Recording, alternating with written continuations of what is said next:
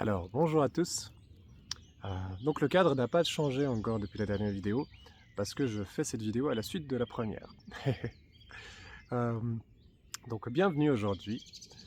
Aujourd'hui j'ai envie d'aborder le sujet de la chaîne. C'est le sujet pour moi clé qui m'a permis en fait, qui me pousse en avant aujourd'hui, c'est la rencontre avec soi. Euh, donc voilà. Je vais vous partager mon vécu vis-à-vis de ça. Euh, de mes réflexions qui se sont créées à partir de là. Et aujourd'hui, comment est-ce que je le vis, comment est-ce que je l'interprète. Donc voilà, ce sera un petit peu le fil de cette vidéo. Je ne vais pas m'y tenir parce que je ne vais pas y arriver, mais voilà. Alors, commençons déjà par le commencement, la rencontre avec soi. Je l'ai vécu euh, fin 2022. J'ai J'ai traversé beaucoup de choses dans ma vie et fin 2022, je vis en fait un burn-out qui s'avère en fait être une dépression. Euh, et ça a été le début, ça a été le point clé de tout ce qui a suivi après. Euh, je- j'ai fait ce burn-out qui était une dépression, j'ai suivi le cursus entre guillemets principal, enfin la route tracée dans notre société quand ça arrive. C'est-à-dire qu'on va voir un psychiatre qui lui nous fait un suivi, etc. Éventuellement nous met sous médicaments, euh, fait met en place cet accompagnement. Euh, et pour moi, dès le début, ça a été assez chaotique, dans le sens où j'ai déjà mis un peu de temps avant de trouver un psychiatre, donc j'avais contacté une psychologue avant, qui a commencé le suivi en fait avec moi. Après, j'ai trouvé une place chez un psychiatre. Donc voilà, ça a été le début de l'aventure. Je suis arrivé, ils m'ont attesté d'un burn-out, euh, suivi après d'une dépression. L'accompagnement a commencé, mais le psychiatre que j'avais a changé d'endroit. Du coup, j'ai dû changer de psychiatre, donc recommencer à zéro entre guillemets euh, le- le- l'historique enfin l'histoire qui m'a amené justement à ce burn-out, à cette dépression. Il faut bien faire la différence, hein, parce que le burn-out n'est pas une dépression et une dépression n'est pas un burn-out. Souvent, c'est une corrélation qui se fait à la suite, de un qui amène à l'autre, mais ce n'est pas du tout la même chose. Euh, donc le burn-out, c'est surtout lié en fait au travail, au fait de ne plus pouvoir arriver à travailler, à plus avoir d'énergie, à plus pouvoir pousser sa réflexion plus loin. Une dépression, ça touche vraiment sur tous les plans, autant du plan professionnel que le plan personnel, que le plan... Euh, euh, enfin, ça touche vraiment en fait à tous les domaines de la vie. C'est-à-dire que là, globalement, je ne suis plus apte à ne rien faire du tout.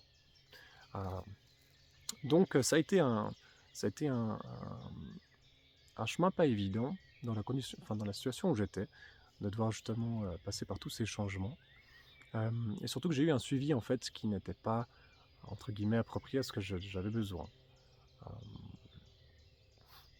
Parce qu'il y avait peut-être des, des, des idées préétablies de la part du psychiatre que j'avais, euh, des conceptions de ma vie, de mon passé qui n'étaient pas pris en compte, ce genre de choses. Donc, ce qui fait que pendant un bon moment, il y a eu une errance en fait, euh, une errance médicale sur ma situation. Euh, donc, j'ai pas réussi en fait à réellement m'appuyer sur le médical pour pouvoir en ressortir. Et ça a été du coup le début de plein de prises de conscience, de plein de réalisations.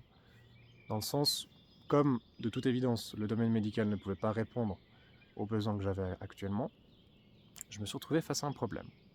C'est quels étaient mes réels besoins. Et c'est une question que, croyez-le ou pas, je ne m'étais jamais réellement posé. Ou du moins, pas de cette manière-là, pas de cette authenticité-là, et pas dans cette vérité présente, au moment où je m'étais posé la question. Pendant passé 20 ans de ma vie, je me suis suradapté à tout, aux personnes qui m'entouraient, aux situations que je vivais. Je devais faire le mieux que je pouvais en fonction de ce qui m'entourait et des gens qui étaient là. En fonction des attentes des autres, en fonction des attentes de la société, je devais m'y conformer et être le plus... le,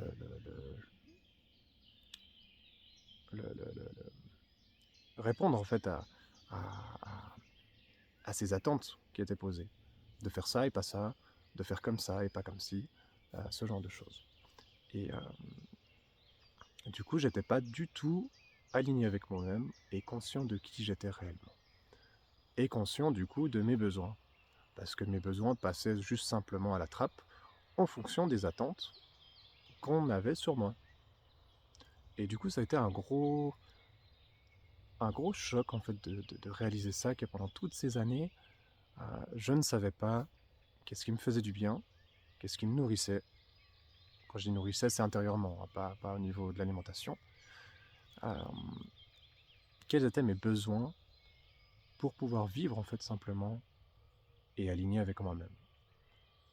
Et cette question-là de quels étaient mes besoins a été entre guillemets euh, la ligne directrice de toutes les réflexions que j'ai eues par la suite. Alors comme grossièrement j'avais aucune connaissance de moi, de qui j'étais, de qu'est-ce que j'aimais faire, de qu'est-ce que je n'aimais pas faire, de qu'est-ce qui me faisait du bien, qu'est-ce qui me faisait pas du bien, j'ai commencé par là en fait à essayer de trouver quelqu'un qui pouvait m'accompagner là-dedans.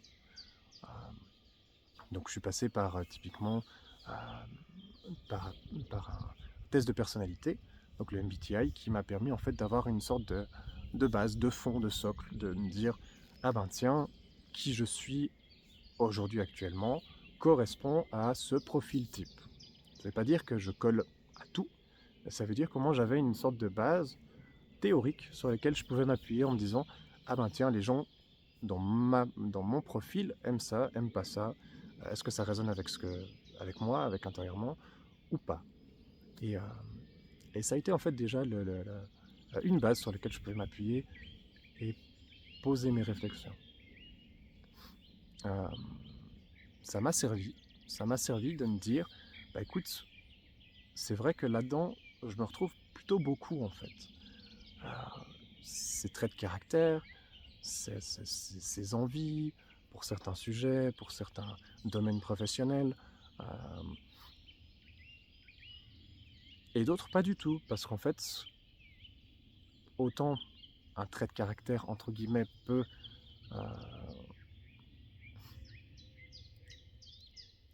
enfin, un caractère type peut être posé comme ça, mais après, il va être modelé en fait par beaucoup de choses, par ses valeurs, par nos propres valeurs personnelles, par nos propres conceptions personnelles, par nos limites imposées ou décidées. Et tout ça, en fait, va venir modeler notre propre caractère, finalement. Donc voilà, donc bien sûr, il y avait des nuances. C'était pas tout blanc ou tout noir. Il y avait des zones grises. Il y avait des zones où ça collait beaucoup. Il y a des zones où ça collait un petit peu moins. Ce genre de choses. Mais au moins, ça m'a permis, en fait, de pouvoir m'appuyer, de trouver quelque chose sur lequel m'appuyer dans la situation que je vivais. Parce que dans une dépression, on n'a plus aucun repère, en fait, tout simplement. On n'arrive déjà plus avec soi-même, alors on peut juste pas s'appuyer sur d'autres choses en fait. Et là, j'ai réussi à trouver ça. Et ça a été du coup le début de ma prise de conscience et de cette reconnexion à moi, de cette de ce chemin vers qui je suis.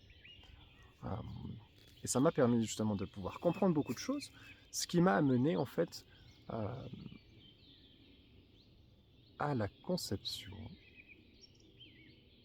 de mes besoins, de qu'est-ce qui était bien pour moi.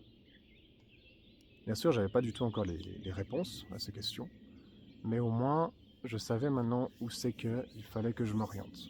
Mes besoins. Qu'est-ce qu'un besoin? Un besoin, c'est quelque chose qui vient nous nourrir. Quelque chose qui vient nous nourrir physiquement, quelque chose qui vient nous nourrir spirituellement, personnellement, qui vient nous redonner de l'énergie en fait pour pouvoir avancer.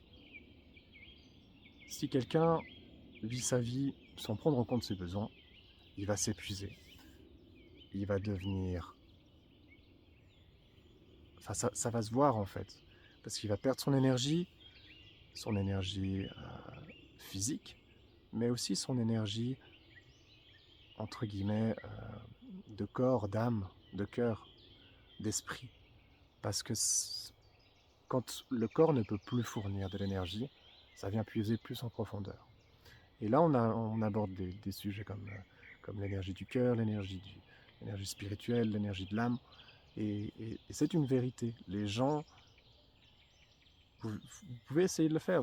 Si vous croisez des gens dans la rue, des gens vont paraître lumineux, vont paraître être bien, et d'autres vont paraître être sombres, vont être vides en fait. Vides comme une coquille vide. Et ça, c'est vraiment, pour moi aujourd'hui, dans ma vérité, c'est vraiment la conception que j'ai du besoin. Dans le sens où si je ne me nourris pas de mes besoins, si je ne prends pas soin de mes besoins, en fait je perds de l'énergie et je me vide. Et je deviens au fur et à mesure une coquille vide. Donc c'est hyper important en fait d'apprendre à connaître et à identifier ses besoins. Et là, c'est l'étape clé sur laquelle je pêchais. Identifier ses besoins. Ok, je sais que j'ai des besoins. Maintenant, lesquels? Tout le monde a des besoins. Si quelqu'un vous dit « Ah non, mais moi j'ai pas de besoin », c'est un gros mensonge. C'est une personne qui peut-être n'ose pas, a peur de se faire face ou quoi que ce soit. Mais tout le monde, tout humain, tout être vivant a des besoins qui lui sont propres. Vraiment. C'est pas parce que moi j'ai des besoins que l'autre va avoir les mêmes besoins. Et là, je rentre dans une étape où justement je dois commencer à essayer d'identifier mes besoins. Qu'est-ce qui me fait du bien? Qu'est-ce qui me nourrit? Qu'est-ce que j'aime? Qu'est-ce qui est important pour moi? Et ça, c'est une question qui m'a pendant longtemps travaillé parce qu'en fait, j'arrivais pas. J'arrivais pas simplement à me dire « Ah ben tiens, ça j'aime bien, ça me fait du bien. Ah ben tiens, ça a l'air de résonner avec un besoin que j'ai. » Non, pas du tout. Je sais que typiquement aller me promener en forêt, ça me faisait du bien, mais j'étais incapable de dire quel besoin ça venait nourrir. Et pourquoi en fait.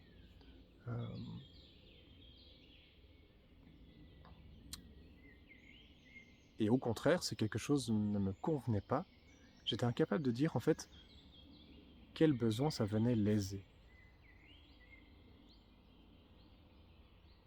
J'étais incapable d'identifier ça.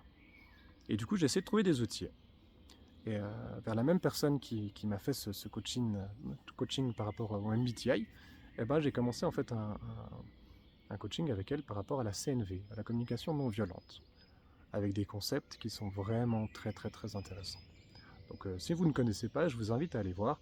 La communication non violente, c'est une forme de communication qui va se centrer principalement sur ses besoins personnels.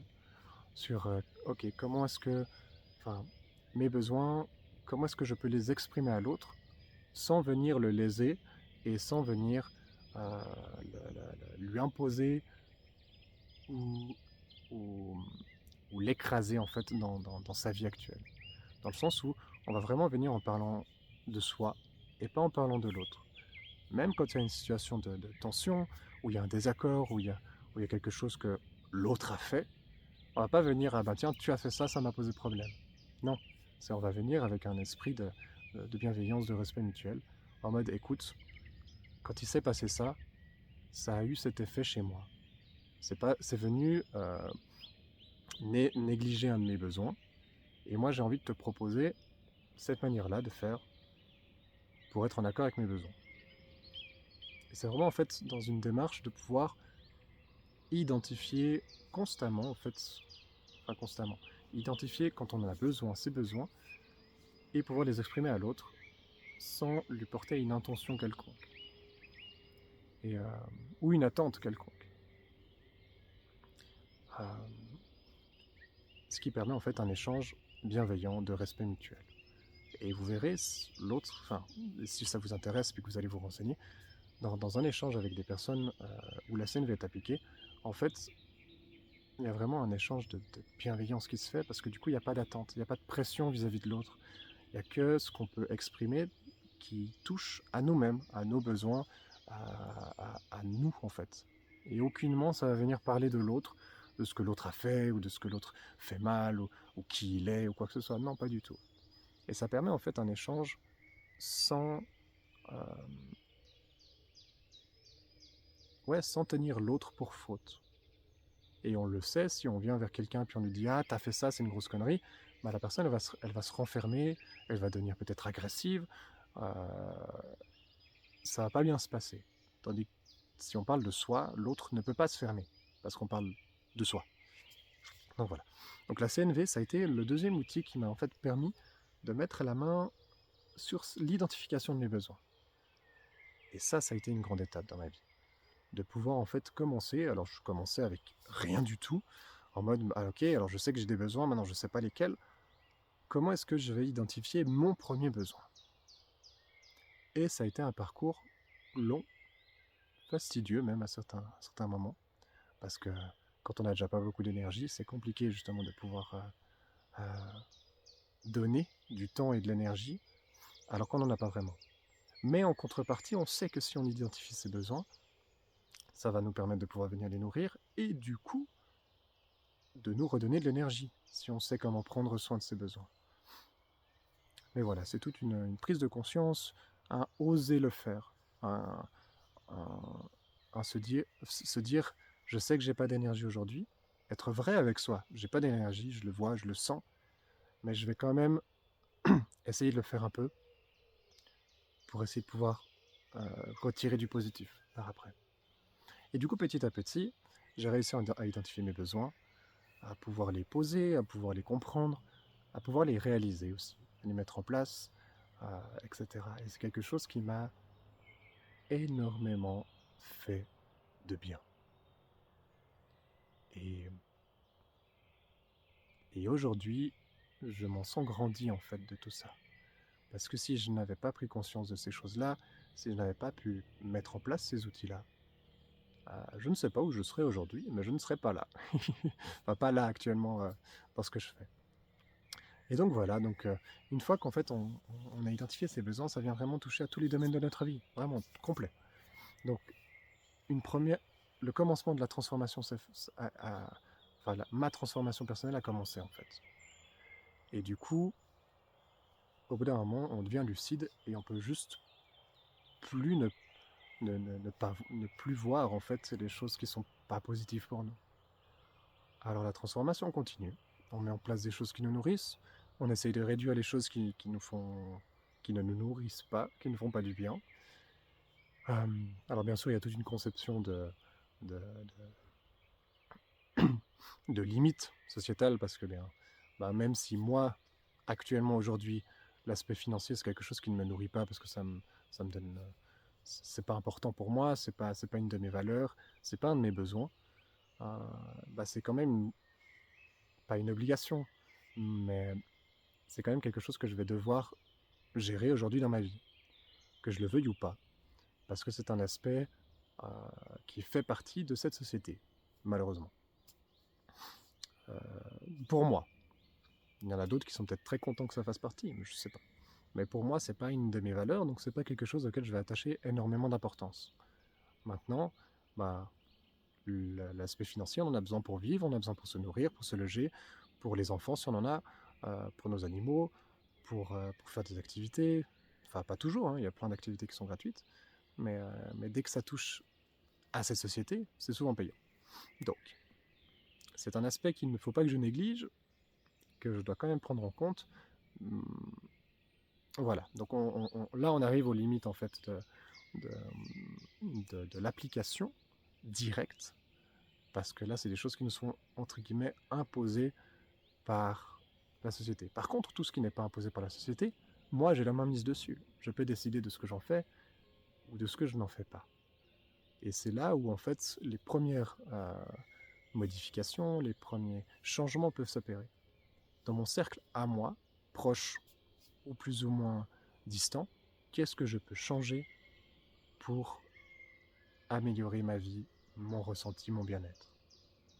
Et là, on commence à toucher à plein de domaines de sa vie.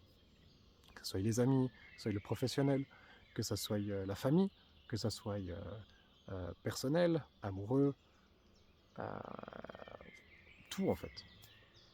Et c'est là où les changements peuvent s'opérer. Euh, donc moi, ça a été la continuité de mon auto-accomplissement. De me dire, ok, maintenant j'ai le pouvoir, présentement j'ai le pouvoir pour changer les choses et mettre les choses qui sont bonnes pour moi. Et vraiment aussi cette notion de se dire, présentement, j'ai le pouvoir. Le passé, c'est le passé, je ne peux pas le changer. Et le futur est incertain. Je ne peux pas le maîtriser, donc ça ne sert à rien que je m'angoisse pour. La seule situation où je peux changer, modifier et avoir un pouvoir dessus, c'est le présent. Donc, je vais mettre en place des choses qui sont bien pour moi, qui répondent à mes besoins. Et c'est un cercle, enfin, c'est un cercle vertueux, si j'ose dire. Dans le sens où plus on va identifier ses besoins, plus on va pouvoir procéder à des changements, plus ces changements vont nous faire du bien, et plus on sera bien, plus on aura la possibilité d'identifier d'autres besoins, etc., etc., etc. Et autant dans les besoins qui nous nourrissent, et autant dans les choses qui ne nous nourrissent pas. Parce que du coup, si on a identifié un besoin, forcément c'est lié peut-être à quelque chose qui ne nous nourrit pas, alors le changer, le modifier, l'enlever, le supprimer, ou peu importe. Mais après, ça pousse des réflexions enfin, ça pousse la réflexion plus loin. C'est que typiquement, si je ne suis pas bien dans une relation, qu'est-ce que je dois faire? Est-ce que je dois abandonner? Est-ce que je dois trouver des solutions? Est-ce que, est-ce que je dois modifier ma vision, ma perception? Est-ce que ce besoin, il est vraiment essentiel? Alors la relation, c'est un tout. Dans une relation, on a plusieurs besoins qui sont nourris. Peut-être le besoin de communication, le besoin d'être vu, le besoin d'être entendu, le besoin d'échange, de connexion. Et tous ces besoins-là, on va venir voir si on peut les nourrir dans la relation, mais ce n'est pas exclusivement là où on peut venir les nourrir. Typiquement, mon besoin d'échange et de communication, alors oui, c'est un aspect important dans une relation, mais je peux venir le nourrir autrement, que ce soit avec des amis, que ce soit avec des rencontres, que ce soit en faisant du sport avec d'autres gens, etc., etc. Et c'est là, en fait, on va pouvoir venir mettre en place des stratégies pour nourrir ces besoins. Et la mise en place de stratégies, c'est aussi quelque chose de, de vraiment essentiel, en fait, dans la vie. Parce que chaque stratégie est liée à un besoin, mais des fois on a tendance à pas inverser, mais à ne pas se rendre compte que c'est différent, que dans le sens, la stratégie que j'ai mis en place, ce n'est pas mon besoin. Le besoin qui est caché derrière cette stratégie, je ne l'ai peut-être pas encore identifié. Aujourd'hui dans ma vie, il y a plein de stratégies qui sont mises en place, que j'ai mis en place volontairement pour nourrir des besoins, et d'autres stratégies qui sont là depuis longtemps, et que je n'ai peut-être pas encore identifié le besoin qui est caché derrière. Mais la stratégie en elle-même n'est peut-être pas forcément bonne. Et c'est ça qui est intéressant de voir. C'est que du coup, c'est que après on peut prendre le temps pour remettre en question en fait ces stratégies. Est-ce qu'en faisant ça, je pensais venir nourrir un besoin qui n'en est pas parce qu'en fait c'est une stratégie. Alors cette stratégie-là, je peux la remodeler, la changer, la modifier, la supprimer pour en mettre une nouvelle qui va venir nourrir le besoin que j'ai envie de nourrir derrière. Et c'est là où justement on reprend en fait le pouvoir sur soi. Euh, mais tout ça, c'est des étapes qui sont petit à petit. C'est une reconnexion à soi, c'est une identification de ces choses personnelles qu'on ne peut pas, enfin que, qui nous est propre, qu'on ne peut pas faire chez l'autre, parce que c'est à l'autre de faire ça chez lui. Donc, euh, donc voilà, moi c'est ce qui m'a permis en fait de pouvoir grandir, de pouvoir me rendre compte de qui je suis réellement et, euh, et de me reconnecter en fait à moi. Euh, donc, euh, donc voilà, c'était un petit bout de ma pensée. Si, je ne sais pas ce que vous en pensez, je pourrais encore en parler pendant des heures. Il y a beaucoup de choses à apporter. Euh, et, euh, et, c'est des outils qui m'accompagnent en fait aujourd'hui dans ma vie de tous les jours, qui me permettent de pouvoir me repositionner sur certaines choses que je fais, que j'ai dit, etc. De pouvoir transformer les choses qu'il y a à transformer, de pouvoir solidifier les stratégies qui sont bonnes, etc., etc. Et, mais bien sûr, pour pouvoir modifier ces choses-là, après il y a plein de choses qui viennent en compte. Il y a les peurs qui sont autour, il y a le lâcher prise que ça demande, il y a la confiance personnelle, il y a l'estime de soi, enfin, après ça touche à plein de domaines de sa vie, de ma propre vie en l'occurrence.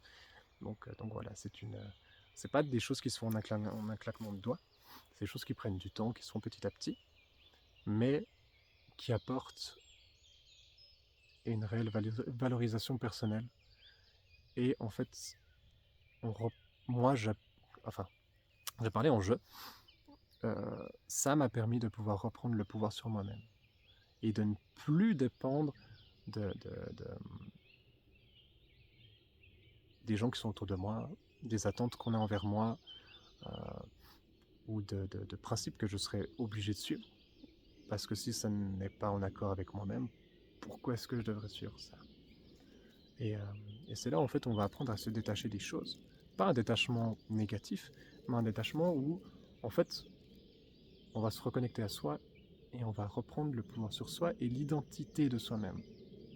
Parce qu'aujourd'hui, justement, comme je disais, j'ai l'impression que beaucoup de personnes ont perdu leur propre identité et fonctionnent dans un système qui ne leur demande pas d'être connectés à soi pour servir ce système-là. Et, euh, et ça en fait des gens qui sont des coquilles vides, en fait. Donc voilà, moi ce que je vous encourage, c'est que si vous avez vécu à peu près les mêmes, enfin, si vous avez eu des prises de conscience à peu près similaires, des choses comme ça, n'hésitez pas à le partager en commentaire, partager votre vision du sujet de cette vidéo, euh, de ce que j'ai dit, si ça résonne pas, qu'est-ce que vous en pensez. Et puis n'hésitez pas aussi à proposer des sujets qui vous tiennent à cœur. Euh, donc voilà.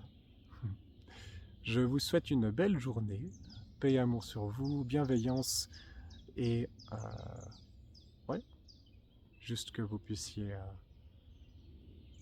vous reconnecter à vous-même. Voilà. Allez, ciao ciao.